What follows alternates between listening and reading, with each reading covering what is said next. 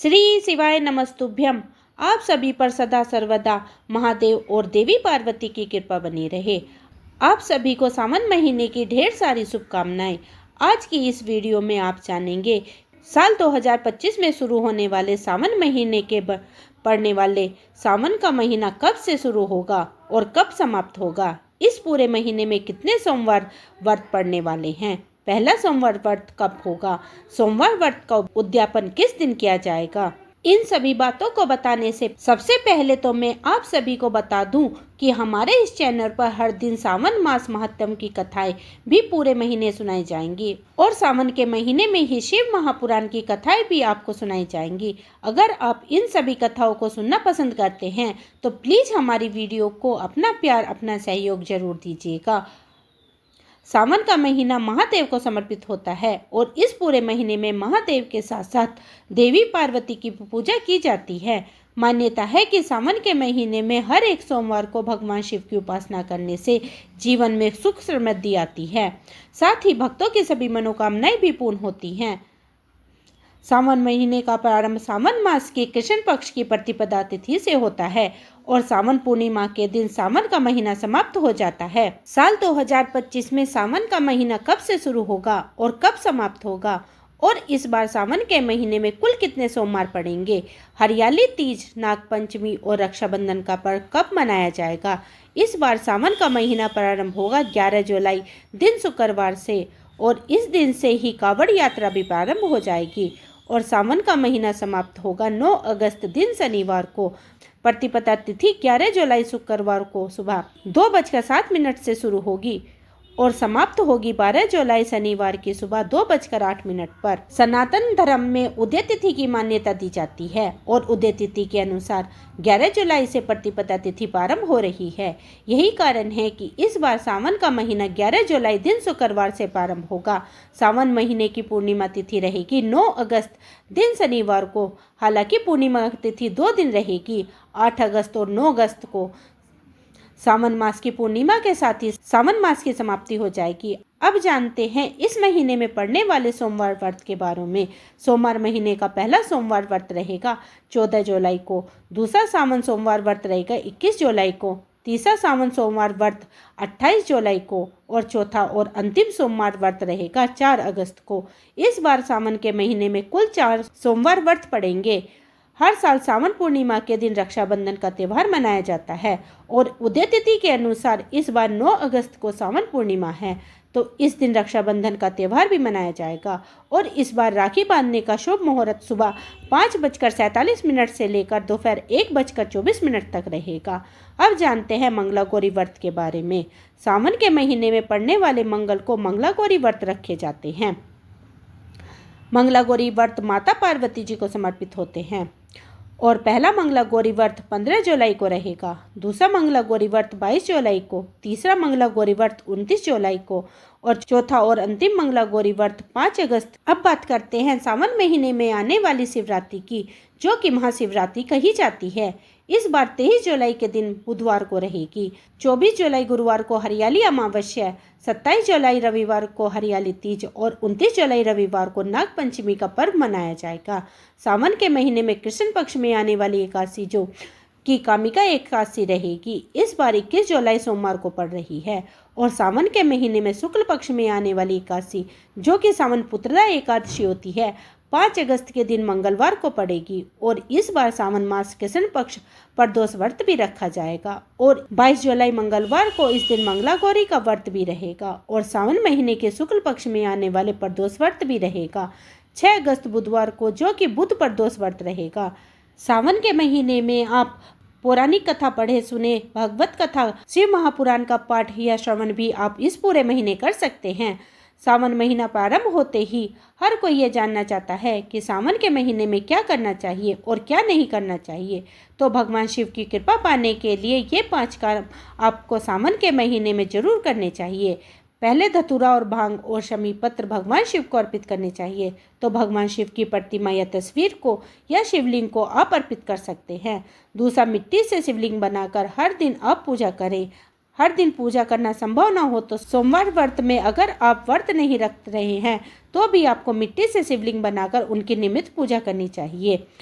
और हर सोमवार को आपको मिट्टी का शिवलिंग बनाकर अगले दिन उसका विसर्जन कर देना चाहिए।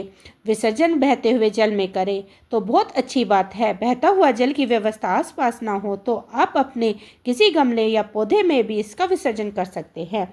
तीसरा, सावन के महीने में दूध का दान करें। चौथा, शाम को प्रदोष काल के समय भगवान शिव की पूजा करें और पौराणिक कथाएं भगवान शिव से जुड़ी हुई जरूर सुने और इस समय में यानी प्रदोष काल के समय भगवान शिव की आरती जरूर करें और सच्चे मन से ओम नमः शिवाय मंत्र का जाप करें। प्रदोष काल सूर्य अस्त से 45 मिनट पहले और 45 मिनट बाद होता है। 5 काम अगर इस महीने आपके दरवाजे पर अगर बैल आ जाए तो उसे कुछ न कुछ खाने का जरूर दे, क्योंकि भगवान शिव की सवारी नंदी बैल होता है। ऐसे में इस पूरे ही महीने यदि आप बैल की सेवा करते हैं या गौशाला में जहाँ पर बैल रहते हैं वहाँ पर कुछ भी दक्षिणा का दान करते हो तो आपको भूलकर भी सावन के महीने में नहीं करना चाहिए। इस तरह की गलती करने से भगवान शिव क्रोधित हो जाते हैं। सावन के महीने में आपको अपना खान पान पर विशेष ध्यान देना चाहिए, बहुत ज़्यादा सावधानी बरतनी चाहिए। तो पहले जो काम है वह आपको इस पूरे ही महीने में मांस मछली का यानी कि किसी प्रकार के मांसाहार का त्याग करना होता है। शुद्ध सात्विक भोजन ग्रहण करना चाहिए। यहाँ तक हो सके तो लहसुन प्याज का इस्तेमाल भी आपको इस महीने में नहीं करना चाहिए। सावन के महीने में बैंगन का सेवन करने से भी बचना चाहिए। दरअसल बैंगन को भी अशुद्ध सब्जी माना जाता है। इस कारण लोग द्वादशी को, एकादशी को और चतुर्थी को बैंगन नहीं खाते हैं। तीसरा काम जो आपको नहीं करना है, क्योंकि सावन के महीने में शिवलिंग का दूध से पूजन किया जाता है, दूध से अभिषेक किया जाता है, जो कि बहुत महत्वपूर्ण होता है। इस कारण इस पूरे महीने आपको दूध पीने से बचना चाहिए, दूध का परहेज करना चाहिए। भाद्रपद मास में दही की तरह सावन के महीने में दूध से परहेज करना चाहिए। जो लोग सावन के महीनों में नियमों का पालन करना चाहते हैं उन्हें लोगों को इस तरह के नियम के पालन करने की सलाह दी जाती है। बाकी यदि आप सावन के महीने में पालन नहीं करना चाहते तो आप दूध का सेवन कर सकते हैं। चौथा, भगवान शिव को बेलपत्र, भांग और धतूरा बहुत प्रिय है, लेकिन पूजा के समय कुछ खास चीज़ें चढ़ाने से बचना चाहिए, जैसे कि शिवलिंग पर हल्दी नहीं चढ़ानी चाहिए। 5वां, किसी का अपमान ना करें, किसी भी प्रकार के बुरे विचार मन में ना ले, खासतौर पर गुरु, जीवन साथी, माता पिता और मित्र और द्वार पर आए हुए लोगों को तो अपमान भूल कर भी नहीं करना है। 6, अगर घर के द्वार पर कोई गौ या बैल आ जाए तो उसे मारकर भगाने के बजाय कुछ खाने के लिए जरूर दें और उन्हें परेशान ना करें। ऐसा करने से बहुत भारी दोष लगता है। 7वां, इसके अलावा सावन के महीने में शरीर पर तेल लगाने का भी परहेज करना चाहिए। 8वां, सावन में पूजा करते समय भगवान शिव या शिवलिंग पर केतकी का फूल भूल से भी अर्पित ना करें। और इसके अलावा सावन के महीने में दिन के समय भी नहीं सोना चाहिए। अगर आप सावन सोमवार का व्रत रख रहे हैं तो इस दिन आपको अन्न का सेवन नहीं करना चाहिए। सोमवार व्रत के नियमों के अनुसार व्रत के दौरान आटा, बेसन, मैदा, सत्तू, अन्न या फिर अनाज का सेवन नहीं किया जाता है। इसके अलावा भूल कर भी मांस, मदिरा, लहसुन, प्याज इत्यादि का सेवन भी इस दिन घर परिवार में नहीं होना चाहिए। व्रती को लाल मिर्च का या सादे नमक का सेवन नहीं करना चाहिए। सोमवार व्रत रखने वाला भक्तों की आज के दिन काले रंग के वस्त्र धारण नहीं करने चाहिए और इस पूरे महीने में हरी पत्तेदार सब्जियों का भी त्याग किया जाता है। व्रत के दौरान आपको मन को अंदर और बाहर से स्वच्छ पवित्र बनाए रखना चाहिए, ना तो किसी की चुगली करे और ना ही किसी के प्रति अपने मन में बैर, ईर्षा भाव रखे। मन में क्रोध रखने वाला भक्तों का व्रत खंडित माना जाता है। जहाँ तक हो सके सोमवार व्रत में फलों का ही सेवन करना चाहिए।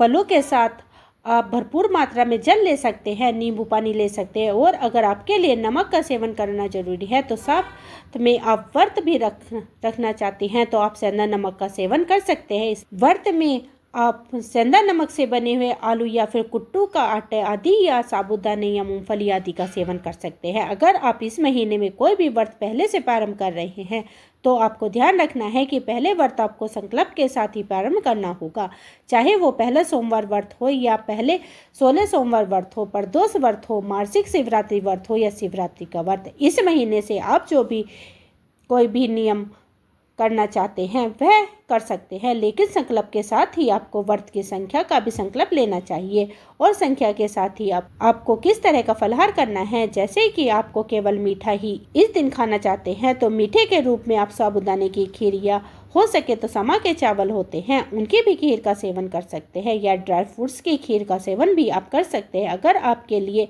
नमक का प्रयोग करना जरूरी है, नमक का सेवन आपके लिए बहुत जरूरी है, आप व्रत रखना चाहते हो तो सेंधा नमक से बने हुए जो कि फलाहार है उसका सेवन आप कर सकते हैं, लेकिन आपको उसका भी संकल्प लेना चाहिए। फिर हर व्रत में इस नियम का पालन करना चाहिए, बीच में नियमों को बदलना नहीं चाहिए। अगर संभव हो तो सावन महीने में हर दिन ही आपको शिवलिंग का पूजन करना चाहिए, शिवलिंग पर 1 लोटा जल अर्पित करना चाहिए। अगर आप शिवलिंग पर जल का चढ़ा रहे हैं तो तांबे के लोटे का प्रयोग कर सकते हैं, लेकिन अगर आप शिवलिंग पर अभिषेक दूध या दही से कर रहे हैं तो भूल कर भी तांबे का लोटे का प्रयोग ना करें। आप उसकी जगह पर किसी और धातु का प्रयोग कर सकते हैं। तांबे के लोटे में रखा हुआ दूध या दही विषम हो जाता है, तो ये गलती आप इस दिन भूलकर भी ना करें। शिवलिंग की केवल आधी परिक्रमा की जाती है और यदि परिक्रमा के साथ ही आपको ओम नमः शिवाय का मंत्र करना चाहिए। महिला या कन्याओं को भूलकर भी अपने सर के बाल खोलकर या सर खुला कर परिक्रमा नहीं करनी चाहिए। ना ही शिव जी की पूजा इस प्रकार करनी चाहिए, सर पर हमेशा ढककर ही पूजा करनी चाहिए।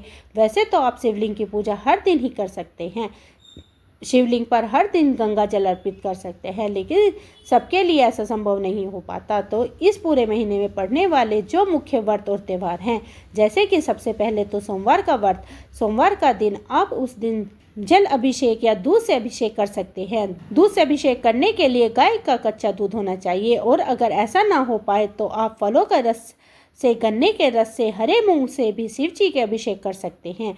शिवलिंग की परिक्रमा करने के साथ ही दीपक शिवलिंग के पास रखकर जलाएं और 3 बार ताली बजाकर आपकी जो मनोकामना है उसकी पूर्ति के लिए प्रार्थना करें।